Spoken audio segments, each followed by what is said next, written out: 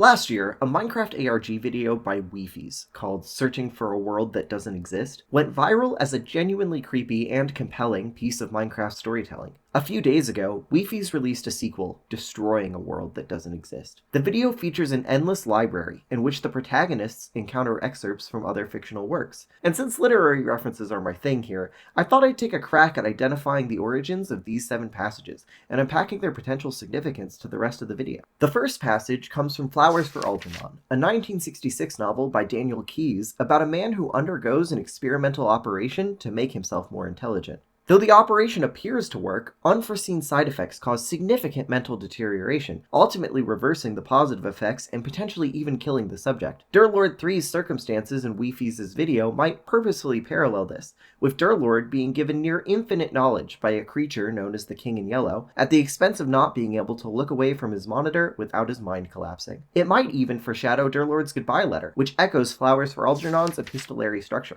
The second passage comes from The Runes of Gorlan, the first novel in the Ranger's Apprentice series by John Flanagan. At a cursory glance over the series' premise, its villain, Morgarath, seems to have a plan with superficial similarities to the King in Yellow's, with both villains patiently plotting to unleash their true powers upon the world. But as someone who hasn't read the Ranger's Apprentice series, I feel unqualified to comment on this one. Perhaps you can help me out? Leave a comment below. The third passage comes from The Yellow Sign, a short story from The King in Yellow by Robert W. Chambers. Familiar title, huh? The collection features a supernatural figure named Hastur, whom Chambers pulled from the works of Ambrose Bierce. H.P. Lovecraft's later mythos, from which Weefies adapts his version of Hastur, or the King in Yellow, is inspired by the works of Chambers, making this perhaps the most straightforwardly connected passage found in the library.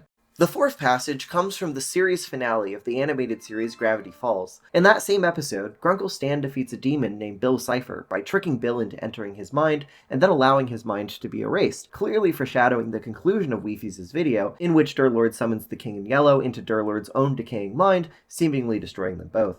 The fifth book included is central to the plot of the video and seems to be unique to it, while the sixth passage is a coded message. Perhaps you can solve it? A seventh passage recreates Flexion's monologue from YouTube creator Ish's 2025 video, 1,000 Players Simulate Civilization, Rich and Poor, in which Flexion justifies killing his friend, Saps, as part of a broader assassination scheme by suggesting that his actions will save the rest of civilization. This could prefigure either Durlord's decision to sacrifice his own life to prevent the King in Yellow from claiming the world, or perhaps his choice to kill Avery to secure that end. What do you think? Did I nail it, or am I off the mark? And what's going on with the Runes of Gorlan, or the coded message? Weefies has talked about posting a behind-the-scenes video, and explicitly mentioned the little head nods to some of his favorite pieces of fiction, so maybe we'll find out for sure soon enough. In the meantime, let me know in the comments.